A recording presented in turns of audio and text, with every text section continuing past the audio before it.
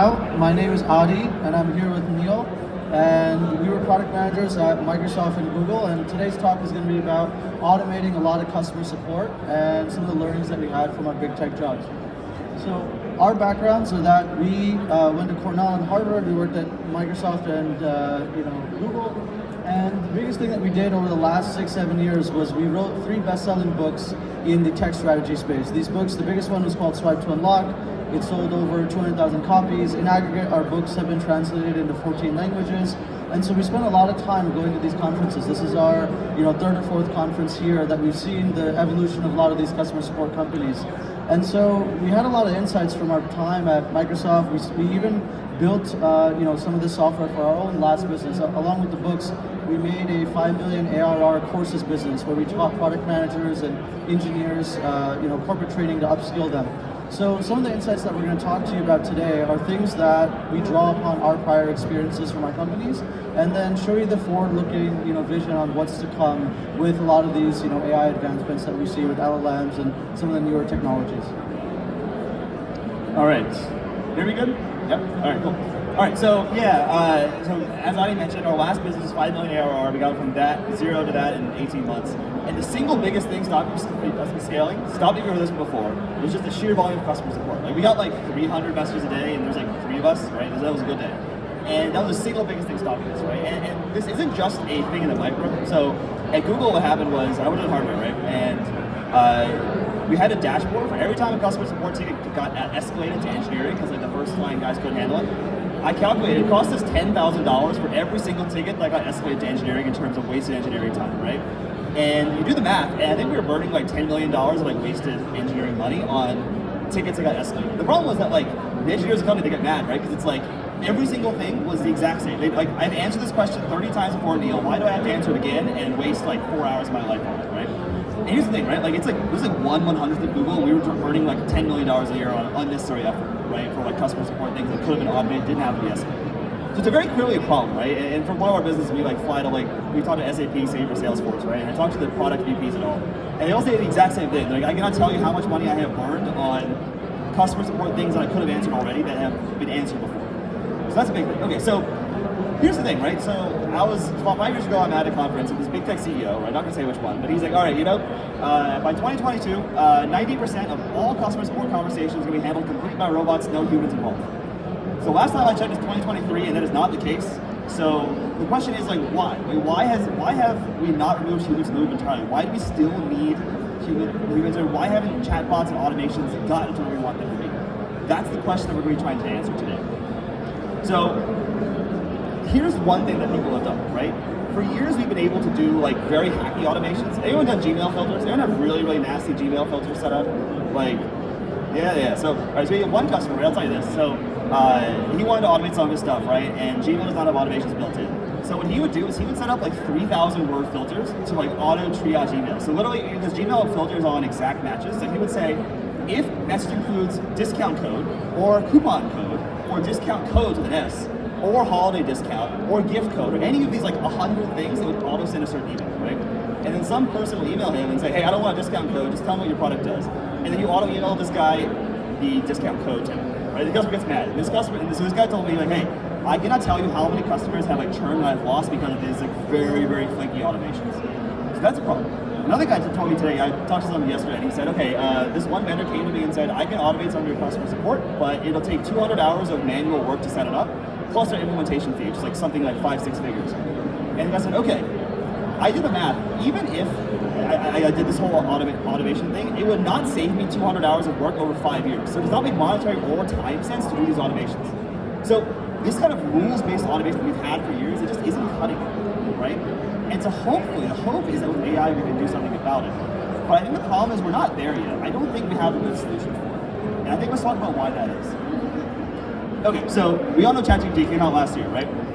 And I think that the very first thing people started doing when ChatGPT came out was, hey, can I just tell, can I just tell ChatGPT to answer all of my questions, my email questions for me? People do this, right? The problem is that if you've ever used ChatGPT, who here's seen ChatGPT hallucinate? They just make stuff up, right?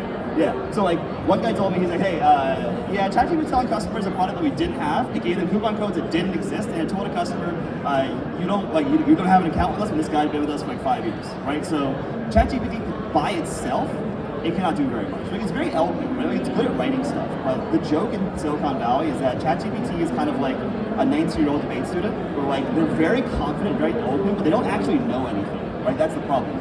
And so so ChatGPT is like okay if you're like writing like a poem or something like that, but you know, you guys know your companies, right? You have all kinds of information that like ChatGPT does not have. It's trained on like Wikipedia. It is not trained on your company's information. So ChatGPT by itself, people came to realize that's not enough. Okay, so you need to train ChatGPT on your company's information. And there are ways to do this, right? The most straightforward one is just give it your help center articles, right? Give it like the support docs you write. But who here's heard of the term tribal knowledge? Yeah, so basically what happens, tribal knowledge is like the information that is stored in the heads of your employees and not written down anywhere, right? Like there's never in history been a situation where like everything about a company is perfectly documented on the site, right? Like the moment you do that, it's already out of date. Right? So another anecdote from Google was we had a very, very documentation-heavy culture. Like your first 6 months, you were just graded based on like how well you like wrote documentation, basically. That was part of your performance review process. And even then, like people took 6 months to get onboarded because there's so much tribal knowledge that it will never be written down. Okay, so what we realized is that you need to train ChatGPT on your company's information. But help center articles, I mean, they're good, right? They're a start, and like you can use like YouTube videos and stuff, but it's not enough. The question is, how are you going to get the tribal knowledge about your company? How are you going to service that and give that to ChatGPT? How are you going to give it the stuff that is not explicitly written down? What you could do is, I guess you could tell all of your people to, hey, we spend 10 hours talking to ChatGPT. But the thing is that we realized, we talked to a bunch of YC startups and they told us this. The thing that everyone doesn't realize is that past conversations are an absolute gold mine. Everything that is not written down is been like said before in conversation, right? How many times have you talk to like a support rep and they're like, hey, oh yeah, this thing on the site's wrong, but this is actually the case. Like, oh hey, there's this new product we haven't written down anywhere, or oh yeah, disregard that, right? So what we realize is that the true like tribal knowledge, the information that's not written down, the information that you actually need, the like dirty information about your business, is stored in your past conversations. So we realize is that if you want ChatGPT to work properly on your own company's data, it's not just about help center articles. I mean, that's nice, right? But you also need past chat logs. You need to like transcribe your like phone calls, for example. A lot of good information on there. That is a massively underutilized piece of information that if you use it, we've seen it. You can improve your accuracy like 6 to 70%. We'll go into that. Okay, so you can read this joke if you want, but basically, okay, so what we've gotten so far is let's have ChatGPT, let's train it on our company's data. We'll use like past information, past chats, all that stuff. So all right, let's fire all of our customer support reps, and we'll be good, right? We don't need humans anymore. Well, I don't know if you saw this, but this went viral on Twitter a couple weeks ago. If you can't read it, basically this guy said, hey, did you know your name means pale, or means white or fair? That's why you're so pale. It's something we emailed to some lead. And this lady says, hey, this is extremely offensive. What are you doing? And the guy writes a very hastily written apology saying, I'm sorry, I had AI auto-write the opening line and I didn't check it. Right? So like, I don't think this lady converted, you know what I mean? So I think what comes, this is kind of funny, right? But I think what it shows is that you cannot take humans out of the loop, not yet, right? Like, if you just tell AI to do stuff for you, you're gonna get stuff like this. And that does not work very well for most people. So I think what we've realized, I talked to a bunch of the boosters, I talked to like half the people here, right? And I think the one insight that I think is shown out more than anything else, that it's not about replacing humans, it's about augmenting, right? It's like, you're not gonna fire your customer support reps, nor should you, right? It's about making them more useful and integrating them into the process, human in the loop. You got any chess fans here? Anyone interested in chess? Yeah? All right. That guy over there is the national master talk to. Okay, so in chess, you know how the computer beat Gary Kasparov many years ago? So there was a study shown that said, okay, we took computers, we took humans, and we took humans who were aided by computers, and the human-computer teams actually beat computers and humans alone. Right? So basically, human plus machine beat either one by itself, and that's called centaurism, and that's actually a very, very big deal in AI. And what we've come to realize is that machines are cool, humans can do a lot, the real power comes from connecting them, and that's why having a human in the loop is not just a like error correcting thing, it actually makes them better, right? So like, the AI can like surface information and write an empathetic piece of response, but the human can come in and say, okay, here's a little twist, or like maybe add some extra little flair or something like that, or just do some error checking, right? So you absolutely need the combination of things. So I think what it really comes down to is you need a three-legged stool. You need a triad of things, right? You need an LLM. That's good, right? That's fine. You need on your past company's information. So you need like all of your past tickets. You need your call logs, and you need a human in the loop. I think if you have those three things, I think you can do it.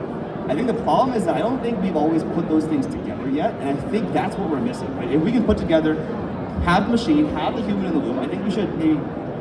I think it's a bit misguided to say let's get rid of all the humans. I think that a lot of people in Silicon Valley are kind of stuck on that, I think, personally, so I think we should kind of move past that. So combine those and use your past company's information, including the underutilized data about what you've done before, what you said before. I think that's how you do it. I think that's how you can really improve your customer satisfaction, you can improve your AHT, all those kind of things with AI, with that three-legged stool. I think that's the key that I think we're only just starting to realize. Yeah, right there.